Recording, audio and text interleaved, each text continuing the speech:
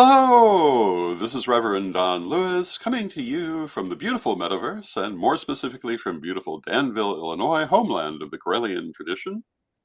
And this is Midday with Reverend Don. And as you know, if you follow Midday with Reverend Don, you can type your questions or comments onto most any platform you're watching on.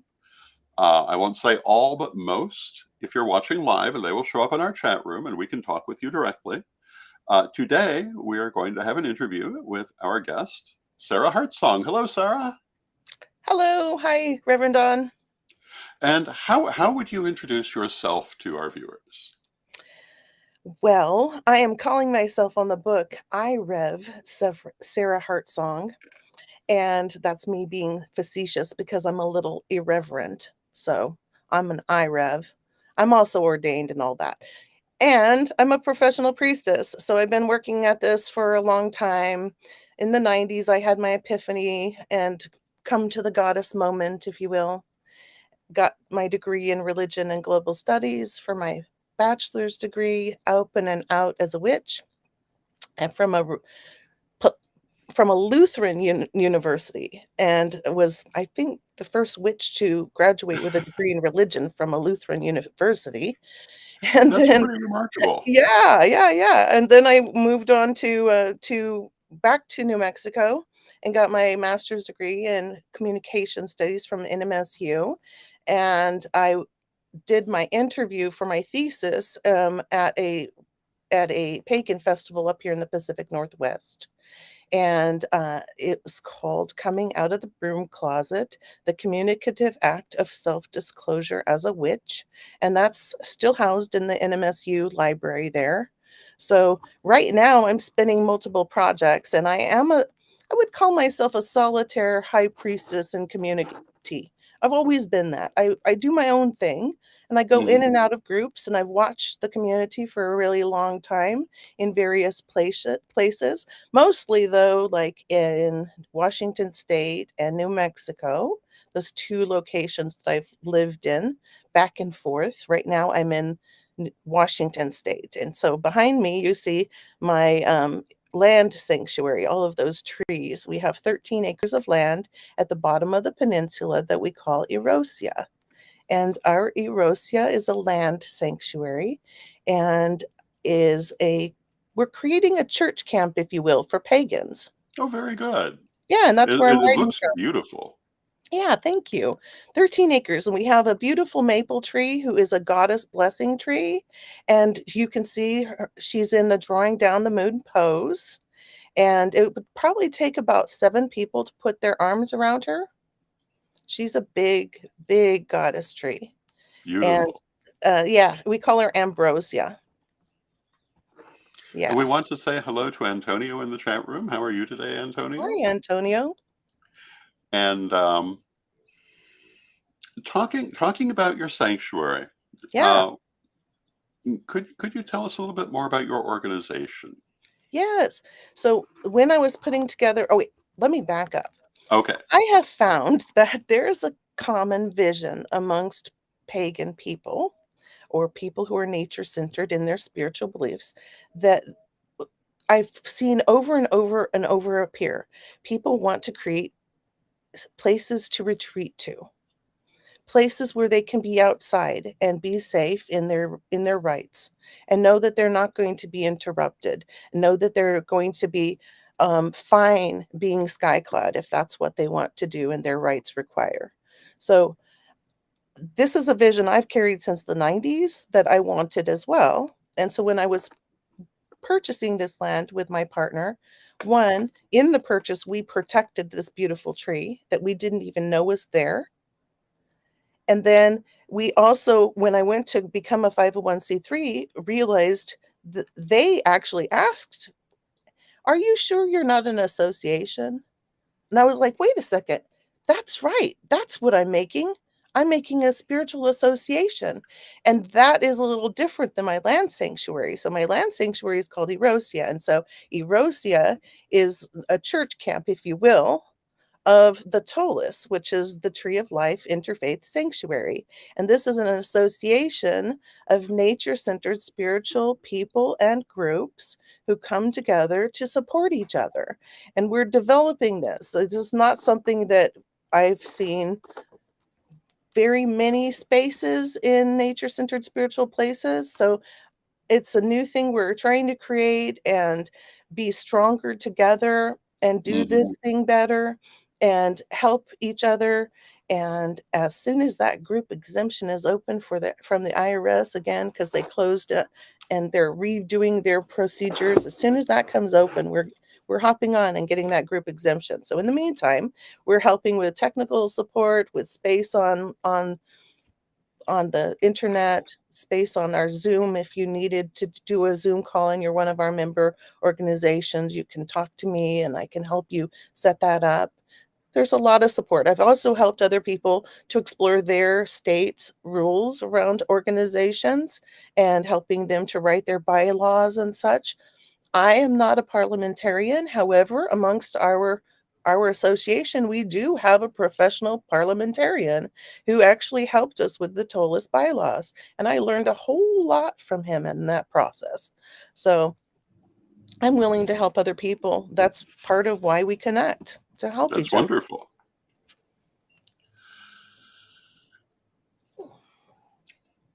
We were talking before we came on the air.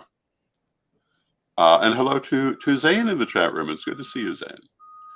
Um, about certain types of personalities, and you were talking about how you have a facility for people who are contrarians. I thought maybe you could speak to that a little bit. Okay, I will. I will, because I'm a bit contrary myself. I can be known as a poker of people. Like I can get in there and poke a little bit and get people to instigate. And so I realized that there's a whole spiritual tradition around being contrary. Mhm. And sometimes we call them clowns. In Lakota, they call them Hayoka. And there's in Navajo tradition and all different kinds of native traditions, we find this appearing. It's usually another gender kind of space. And Mhm. so to open up that to be able to be something that we can understand and we can work together with rather than having it be a breaking down thing is a simple identify yourself. We have back up a moment. We have a ethics for the Tolis. That's what we center under. Since we bring all different kinds of traditions forward, to join us, we can't be tradition focused. We're Mhm. ethics focused. So we have a code of ethics that we ask everybody to agree upon as they join, and that becomes what we center around. And in that ethics is a statement around clown and or Heyoka slash contrary paths, that if they are expressing that and that's part of their tradition and that who they are and they identify, then let us know so we Mhm. know what you're doing. And then we can adjust ourselves and our approach appropriately to your spiritual path. Very cool. And we want to say hello to Bimby in the chat room. It's good to see Hi, you, Bimby. Bimby. Oh, there's one thing too that's also connected in a sense to that ethics statement is what happens if somebody's not Mhm. ethical. So we also do have a code of behaviors. So if something were to happen and we were to have to talk to somebody about a situation we were considering unethical, we would want to explore it. There's a whole process around it that we've agreed is fair as a board. And so we approach it that way. Very good. Um, we had previously talked about some of your adventures over the years. So, are there any adventure you'd like to stop and focus on for a moment in the community? An adventure. Oh my. Maybe something that you particularly learned from. Hmm. Oh, there's so many that you're over the willing to years. bring up. Yeah, and that's the thing is that I have to think through these things too, because a few of them I was like told, shh, don't talk about it. You're not allowed Yeah. to talk about it, right? Like it's part of a mysteries tradition, Yeah. which I go, wait. And then there are certain stories that so I actually, if you would like for me to share a story, I would love Mhm. to share a story about how I found Beltane Southwest. Wonderful. Beltane Southwest is the Beltane that, I have been going to since the beginning of the 2000s. Yeah, and, it is a tradition that has been happening in the Albuquerque area for over 40 years now. And when I moved from the Pacific Northwest to back to New Mexico, I was born and raised in Las Cruces, New Mexico, and we moved back when my daughter was 3. And I had been at many Beltanes before that, and every year I danced at least one belt maypole, usually probably more like 3 because there were so many opportunities for me up in the Pacific Northwest. But in New Mexico, there wasn't much going on. So remember, different parts of the country have different experiences of nature-centered spirituality. Mhm. Huge. Okay, so in New Mexico, we didn't have a lot of big community. I didn't know where to go dance a maypole. So the weekend prior to Beltane, I decided to go to the Unitarian Universalist Church in Las Cruces, and they just so happened to be dancing a maypole. And I was told about this maypole, and I'm excited about this maypole. I'm like, okay, let's see what they do. And when I saw it, I was terrified. I really was afraid that somebody would die because they had a heavy metal pole that was on a hubcap, like a wheel. It was a Mhm. wheel, like and they put it on asphalt. And they had a topper that was a metal thing that they tied ribbons to, so and it went round and round and round, and they screwed it on the top, and they put this on asphalt, and I'm sitting there watching this thing going, "Oh my god, this is gonna fall on somebody's head and they're gonna die." Literally, I was Yeah. really afraid. And then I laughed my butt off when they couldn't get the topper on, Uh-huh. 1, and I'm like, "Thanks, guys. That's very helpful." Nobody's gonna die today because 'cause they're not gonna get chances full on asphalt.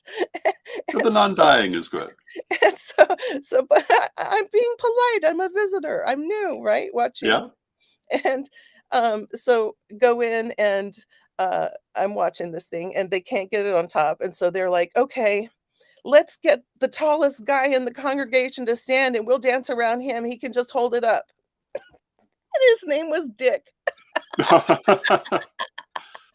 It just made me laugh so hard.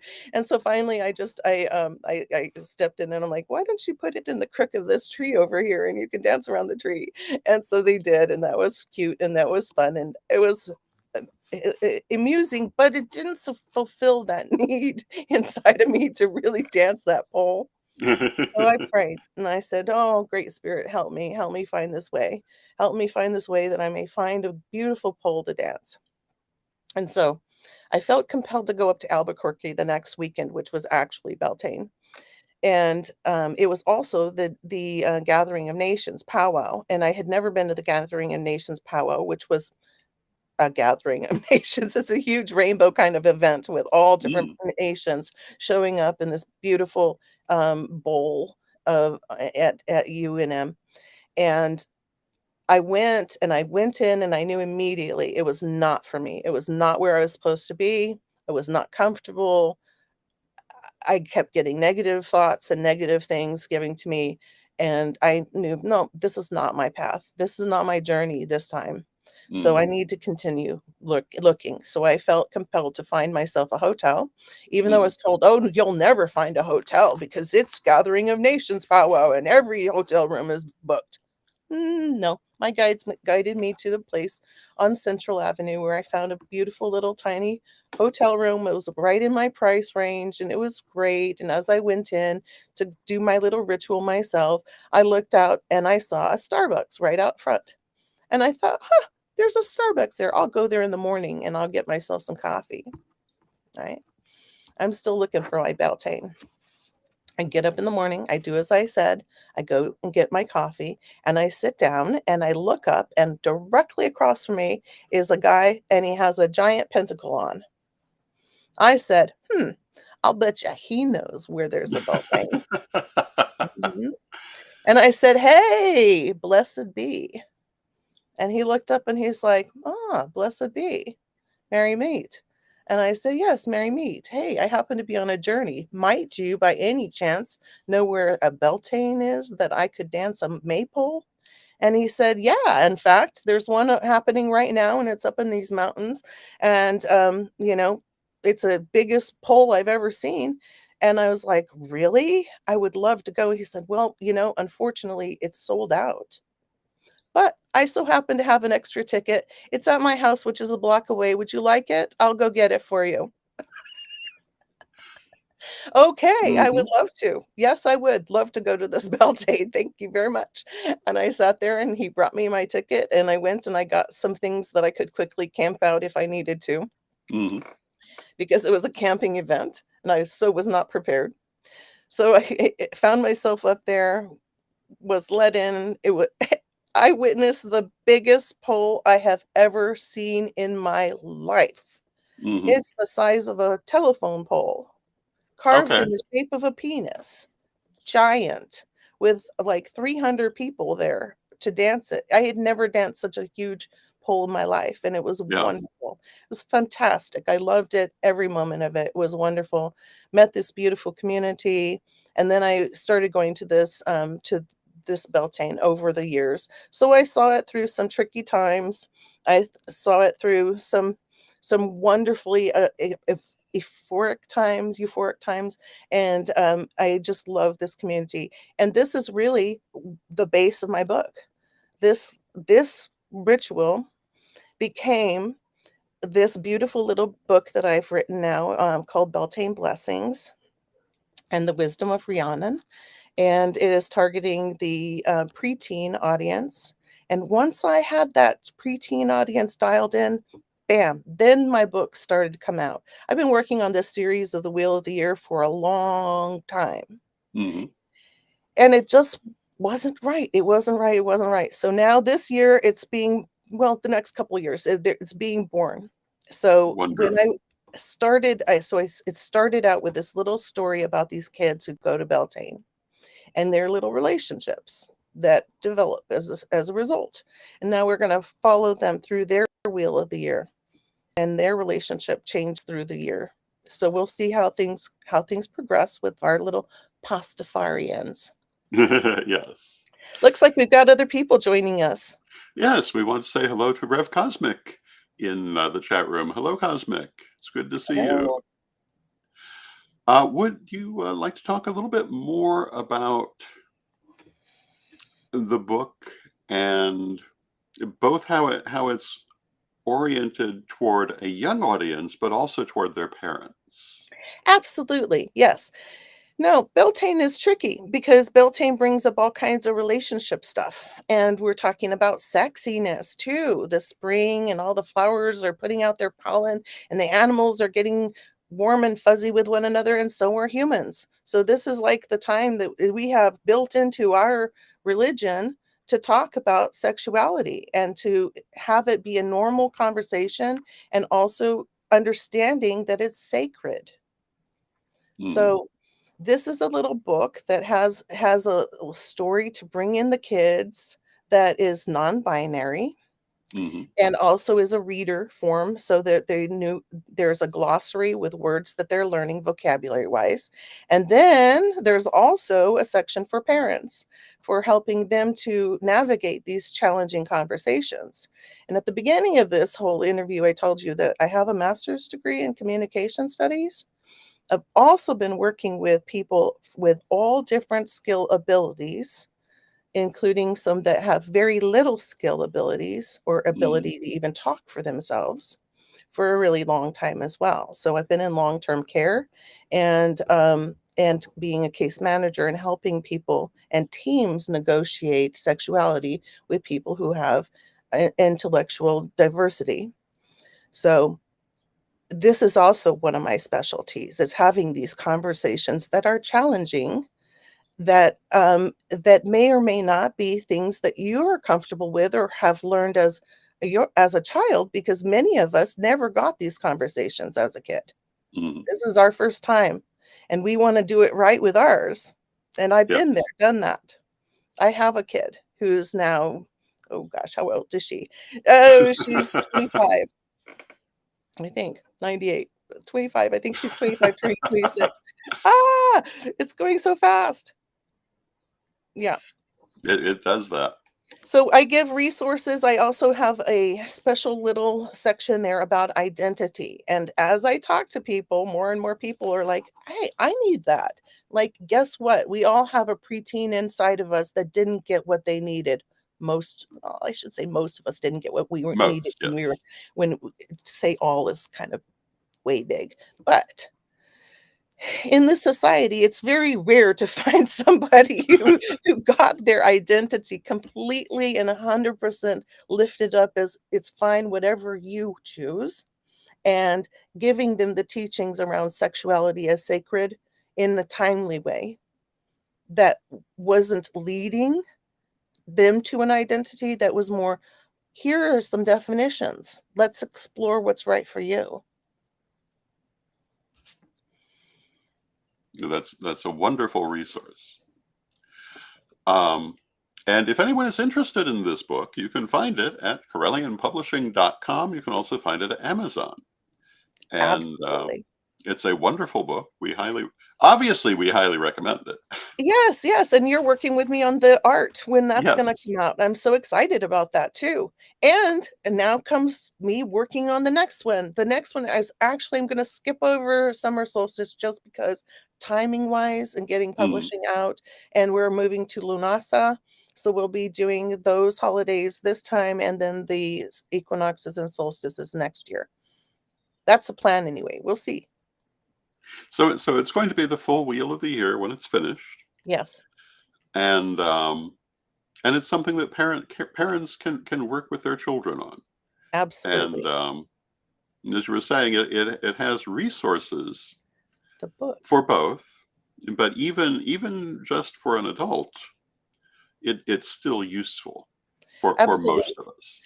And it's called Beltane Blessings and the Wisdom of Rhiannon Yes, by Sarah Heartsong. Me. yes. And let me just type that in for Okay. And it's my Wheel of the Year series for preteens. When that came into focus, I realized, wow, I don't think we've got very many books going on for this particular age group. And this is such a challenging topic. So well, it is, yes, but I important. really hope that I have been able to give good samples of resources for parents and for kids. Mm, And I created the book also in two formats, publishing wise. So there's one that's bound with a regular paperback binding, and then there's another that's spiral bound. The reason why I did that is to give more options so that parents can actually take apart the book if they want to and just give mm. part of it to the kid. You know your kid better than anybody else. You should anyway, hopefully. Well, And hopefully. and so, you might know better if they maybe just need a small bit, like the glossary and the one little story, and then later you can also put together the books in different ways if you wanted to or not. Mm, So it was just more flexibility. And plus, I kind of like spiral bound myself because then I can flip it over to the back. yeah, And at the end of my book, I give a ritual. So you can actually do this ritual, and I give you words and all the things, all the resources, and all of the wisdom that I've gained over this, and watching it in different settings. So there's that's that. wonderful. And this will be the format for the entire series. Yes. So there'll be a little story of these kids, and it'll continue around the wheel. And then there's a retelling of a myth that usually is around the Celtic, North European traditions, as that's mostly where I glean my source from. And then there's a section for parents and for going deeper with resources like YouTube's, websites, books, different things like that. And then there's a ritual. So if you wanted to do it yourself, then here you go. Here's one, and I tell you how to tailor it to your particular setting and background. Wonderful. Yeah, I think that one of the things our community most needs now are resources for families and children. Hmm. And although there are more people working on it than previously, it isn't enough yet. So I think this is a wonderful project. And, Uh, it's a really challenging time of life. I have to say, like, in raising my daughter, this preteen time, mhm. ooh, it's challenging, and they can be so nasty and naughty at that time. Yes, they can. Um, well, I mean, I was raised in a Karelian family, and I can tell you there was nothing available um, specifically for non-Christian children at that Mhm, time, for pagan children. There were things out of the wider community that had that could be relevant, but usually only so much so. I remember in particular a book of Greek mythology that was aimed at children that was very, very interesting, but really didn't have much to do with what we did. But it was mhm. interesting. And Yeah, that's what I was gonna say. I think I recall, back in that day, yeah, it would be mythology. You read those stories of the hmm, people from before and the folklores and the, yeah, fairy tales and those hmm, kinds of things, and, get from what we can from that. And yeah, now we're in a very different time when hmm, communication is so quick and so fierce, yeah, and people can dox each other online, and you can get so, like, we never had communication like this ever before in no, human existence. Never. So hmm, we're all struggling with this culture thing and how to how to even exist with communication the way that it is now. We were talking about Mercury retrograde. yes, we were. Yes, I dance backwards with Mercury too, sometimes, and it's now one of those times, but I've practiced. Hmm. And No, communication now is almost like electronic telepathy. I mean, it can be instant. Too absolutely. instant for people who don't stop and think about what they're going to say. No, and our Uh, societies haven't caught up. They have not. A society takes a lot longer to develop mm. Well, than not in only different. that, but I think Mhm, that in the 60s and 70s, when letter writing became less common and various other things were happening, and especially in the 80s, there was almost a conscious effort to forget how to regulate your communication. Because people used to think about how to say things in writing because they knew they weren't going to have the tone of their voice. mhm. Um, and we're having to relearn it because we chose not to remember it. That's an interesting point. I think there's something to that, definitely. Mhm. It's very interesting. And now, going back to the book, how do you communicate your identity? So Hmm. that's a huge deal. And a lot of people, okay, this is being defined right now, how to Yeah. communicate your identity. What are these concepts? What is non-binary? I had to explain that to Hmm. somebody I didn't think I should have to explain to, but I did. And so here it is, right? Like, you Hmm. can't assume that people understand what you're saying when you say it, Yeah. because you think that they are from a culture that will know. Even more so, we have to double Hmm. check, triple, This is true. quadruple check, because we can assume a lot of things that aren't right and true. Hmm. So this little resource about identity, in this little book that I put out, is super helpful even to people at my age, Hmm. which is in my 50s, because we didn't have these identifiers. And the first story in this little book is about a non-binary experience of love. in a very simple, very sweet form. And it's in contrary to all of these narratives I see all over the media, especially in preteens or teen media, Mhm. about everything has to be serial monogamy. So you're only with one person at a time, ever. And if you start to like somebody, you have to immediately cut off with the other person because you have a new person that you're interested in. That the Mhm. old person now has to no longer be a friend, and you have to have a big breakup, and it has to be really dramatic and intense. Doesn't have to be like that, guys. No. Tired of that story. I want a new story. One Yes, that we indeed. can one that we can step out of that binary and accept other expressions of love. Yes, indeed. We want to say hello to Eve in the chat room. Hi, Eve. And with that, we've come to the end of our half hour. Sarah, thank you for joining us. What? It went so quick. It did. We'll have to have you back again I and would love continue the to. conversation. Absolutely, especially as I start to spin these books out even Yes, more. indeed. Thank you very much. Thank you. And we're going to close with the prayer as we always do. And I will see everyone tomorrow when we'll be talking about chakras and meridians and the energy centers of the body.